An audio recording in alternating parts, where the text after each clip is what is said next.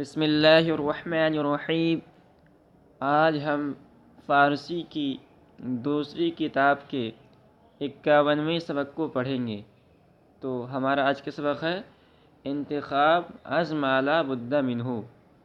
یہ صفحہ نمبر 35 پہ نیچے میں ہے، انتخاب از ما لا بد منہ، یعنی انتخاب کے معنی چننا، منتخب کرنا، اور ما لا بد منہ یہ ایک کتاب ہے فن فقہ کے اندر، فارسی زبان کے اندر۔ قاضی ثناء اللہ پانی پتی رحمۃ اللہ علیہ کی مشہور کتاب ہے، جو درس نظامی کے عربی اول کے اندر داخلی نصاب ہے، بہت سارے مدرسوں کے اندر پڑھائی جاتی ہے۔ تو اس ما لا بد منہ کتاب جو فقہ کے اندر ہے، مسائل کے اندر ہے، اس سے کچھ منتخب عبارتوں کو یہاں پر فارسی کی دوسری کتاب کے اندر پیش کیا گیا ہے، اور اس کو ہم پڑھیں گے۔ تو یہ ما لا بد منہ کے معنی آتے ہیں، یہ عربی زبان کا لفظ ہے، ما لا بد منہ، جس سے کسی کو چارہ نہیں ہے، لفظی ترجمہ ہوگا یعنی جو ہر ایک کے لیے ضروری ہے۔ تو اس کتاب کے اندر دینی مسائل کو اکٹھا کیا گیا ہے، اور ایسے دینی مسائل کو اکٹھا کیا گیا ہے جو ہر ایک مسلمان کے لیے ضروری ہے، جن کا ہر ایک مسلمان کے لیے جاننا ضروری ہے۔ تو کہہ رہے انتخاب از ما لا بد منہ، ما لا بد منہ نامی کتاب سے انتخاب۔ تو پہلے یہ ما لا بد منہ کی بالکل شروع کی عبارت ہے، جس کو ہم کہتے ہیں خطبہ، یعنی جس میں اللہ کی تعریف ہوتی ہے اور نبیوں پر درود بھیجا جاتا ہے، وغیرہ وغیرہ۔ تو کہہ رہے انتخاب از ما لا بد منہ، ما لا بد منہ نامی کتاب سے انتخاب۔ حمد و ستائش مر خدائے راست۔ حمد اور تعریف، ستائش کے معنی تعریف اور حمد کے معنی حمد، دونوں قریب قریب مترادف ہے۔ حمد و ستائش مر کے معنی خاص، حمد و ستائش مر خدائے راست، حمد و تعریف خاص اس خدا کے لیے ہے کہ بذات مقدس خود موجود است، کہ جو اپنی مقدس ذات کے ساتھ موجود ہے۔ بذات مقدس خود موجود است، جو اپنی مقدس ذات کے ساتھ موجود ہے۔ اشیاء بایجاد او موجود ان، تمام چیزیں اس کے پیدا کرنے کی وجہ سے موجود ہیں۔ در وجود و بقا بوئے محتاج اند، اور تمام اشیاء اپنے وجود اور بقا میں اس کے محتاج ہے۔ و در وجود و بقا بوئے محتاج اند، اور تمام اشیاء اپنے وجود اور بقا میں اس کے محتاج ہے۔ وہ بہیچ چیز محتاج نیست، اور وہ کسی چیز کا محتاج نہیں ہے۔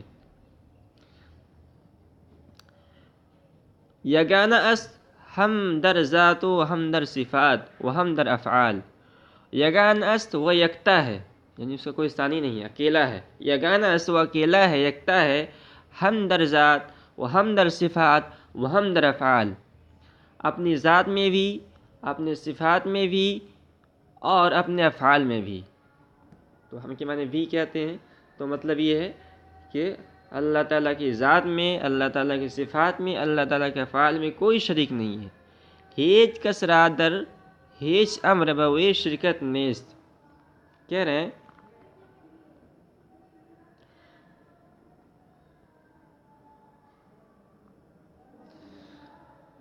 اچھا ہیچ کس کوئی آدمی، کوئی شخص، کسی شخص کو در ہیچ امر کسی حکم میں بوئے اس کے ساتھ شرکت نہیں ہے۔ تو کسی شخص کو بھی اس کے کسی کام میں شرکت نہیں ہے۔ نہ وجود حیات او ہم جنس وجود اشیاء است، اور نہ اس کا وجود اور حیات اور چیزوں کے وجود اور حیات کے مانند ہے، یعنی اللہ تعالیٰ کے لیے وجود، اللہ تعالیٰ موجود ہے، اور لیکن ہماری طرح نہیں، بلکہ اللہ تعالیٰ کس اعتبار سے موجود ہے وہ ہم کہیں گے اس اپنی شان کے موافق موجود ہے، لیکن اس کی کیا کیفیت ہے ہمیں معلوم نہیں ہے۔ نہ وجود حیات و ہم جنس وجود اشیاء است، اور نہ اس کا وجود حیات، وجود اور حیات ان چیزوں کے وجود اور حیات کے مانند ہے۔ نہ وجود حیات و ہم جنس وجود اشیاء است، اچھا، ورنہ علم او مشابہ علم شاء، اور نہ اس کا علم مانند مخلوق کے علم کے۔ ورنہ سمع و بصر و ارادہ و قدرت و کلام او باسمع و بصر و ارادہ و قدرت و کلام مخلوقات مجانس و مشارک تو کہہ رہے ہیں ونا سمع و بصر، اور نہ مخلوق کے سننے اور دیکھنے، و ارادہ و قدرت و کلام اور بات کرنے کے مانند ہے۔ تو اب پورے کا ہم ترجمہ کریں گے، اور نہ اس کا علم مانند مخلوق کے علم کے، اور نہ اس کا سننا، دیکھنا اور ارادہ اور قدرت اور بات مخلوق کے سننے، دیکھنے اور ارادے اور قدرت اور بات کرنے کے مانند ہے۔ تو مطلب یہ ہے کہ اللہ تعالیٰ کے لیے سمع، بصر اور دیگر صفات ثابت ہیں، لیکن اس کی کیا کیفیت ہے یہ ہمیں معلوم نہیں ہے۔ اچھا،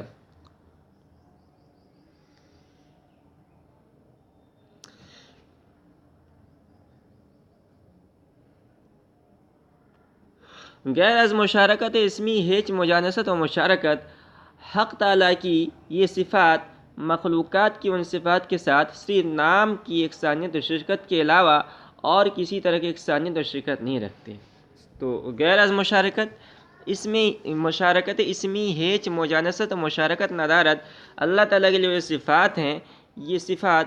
مخلوق کے ساتھ صرف نام میں اور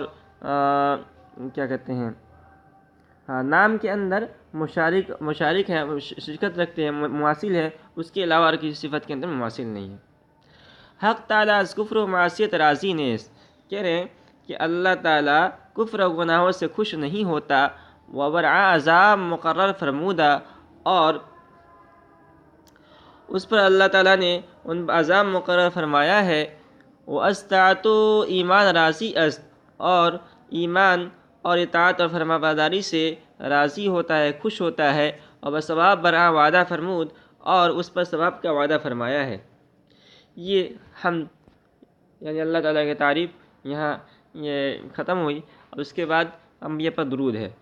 ہزار درود نامعدود نثار انبیاء علیہ السلام کہ اگر آہا مبعوث نہ شدندے کسی راہ ہدایت نہ دیدے۔ ہزار تو ہزاروں ہزار بے شمار، ہزار درود و نامعدود، ہزار بے شمار درود نثار انبیاء علیہ السلام، انبیاء علیہ السلام پر نثار ہو کہ اگر آہا مبعوث نہ شدندے، کہ اگر وہ حضرات نہ بھیجے جاتے، مبعوث نہ ہوتے، کیسے راہ ہدایت نہ دی دے تو کوئی شخص ہدایت کا راستہ نہ دیکھتا۔ بعلوم حقہ نہ رسیدے، اور نہ دین کے سچے علوم کی طرف پہنچ سکتا تھا۔ ہمہ انبیاء برحق ان، تمام انبیاء حق پر ہیں۔ اول شان عالم است و افضل شان محمد است صلی اللہ علیہ وسلم،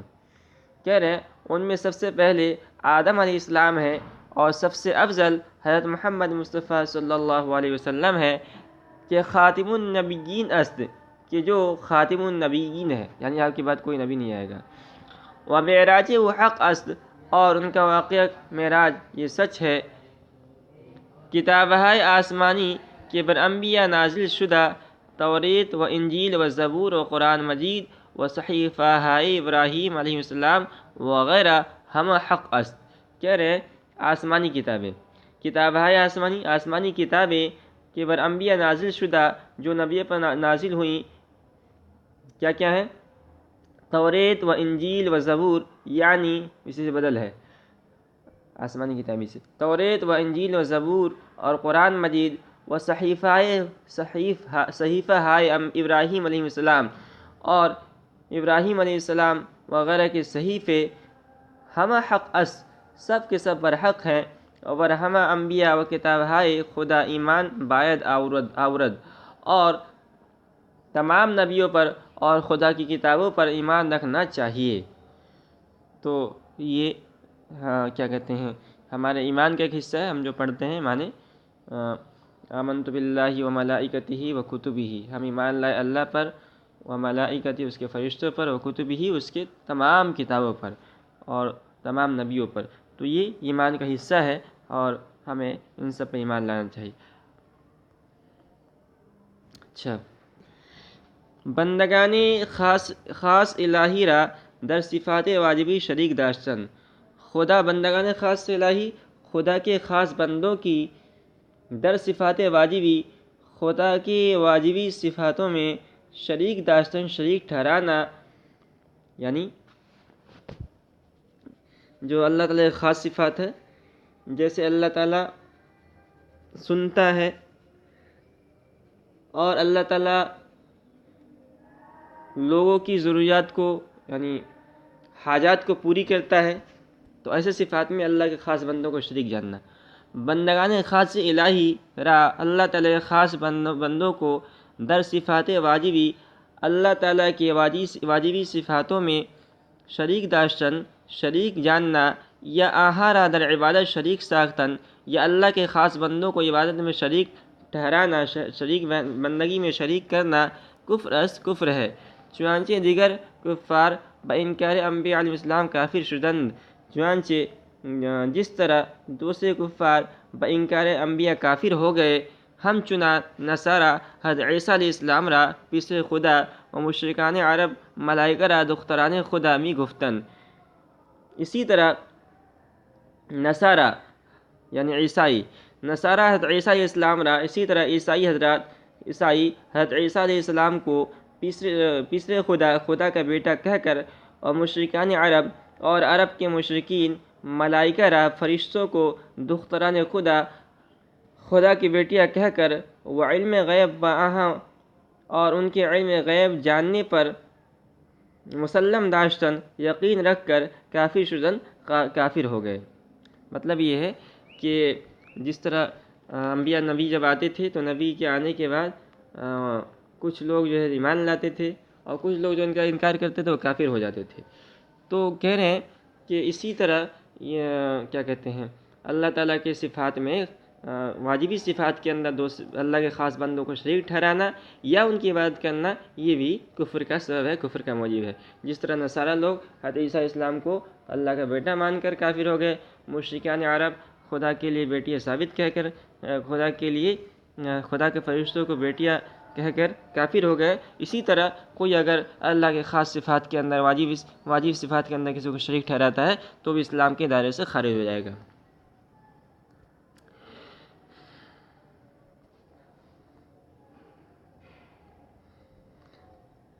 انبیاء و ملائکہ را در صفات الہی شریک نہ باید کرد، کہہ رہے نبیوں اور فرشتوں کو در صفات الہی خدا کی صفات میں شریک نہ باید کرد، شریک نہ کرنا چاہیے۔ وغیر انبیاء را در صفات انبیاء ہم شریک نہ باید کرد، اور غیر انبیاء یعنی ولی، اللہ کے جو ولی ہوتے ہیں، غیر انبیاء کو در صفات انبیاء کی صفات میں ہم شریک نہ باید کرد بھی شریک نہ کرنا چاہیے۔ آچے پیغمبر صلی اللہ علیہ وسلم خبر دادا بآ ایمان باید، جو کچھ پیغمبر صلی اللہ علیہ وسلم نے جن باتوں کی خبر دی ہے، پیغمبر صلی اللہ علیہ وسلم نے جن باتوں کی خبر دی ہے، بآ ان پر ایمان باید آورد ایمان لانا چاہیے۔ وہ آچے فرمود است برآ عمل باید کرد، اور جو کچھ حکم فرمایا ہے اس پر عمل کرنا چاہیے۔ وہ از آچا منع کردہ باز باید ماند، اور جس بات سے منع کیا ہے اس سے باز رہنا چاہیے۔ وہ قول و فعل ہر کسے کے سرے مو از قول و فعل پیغمبر صلی اللہ علیہ وسلم مخالفت داشتہ باشد، رد باید کرد، اور جس شخص کا قول و فعل پیغمبر صلی اللہ علیہ وسلم کے قول و فعل سے مخالفت داشتہ باشد، قول و فعل سے مخالف ہو،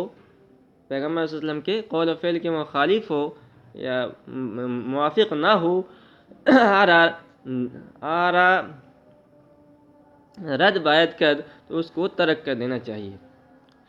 رسول اللہ صلی اللہ علیہ وسلم با ایک صحابہ، یہ آگے ایک حدیث ہے، آپ نے ایک صحابی کو نصیحت فرمائی تھی کہ اللہ کے ساتھ کسی کو شریک نہ ٹھہرانا، اگر چاہے تمہیں مار دیا جائے یا تمہیں جلا دیا جائے، تو یہ حدیث پوری ہے۔ کہ رسول خدا صلی اللہ علیہ وسلم با ایک الصحابہ وصیت فرمود، رسول خدا صلی اللہ علیہ وسلم نے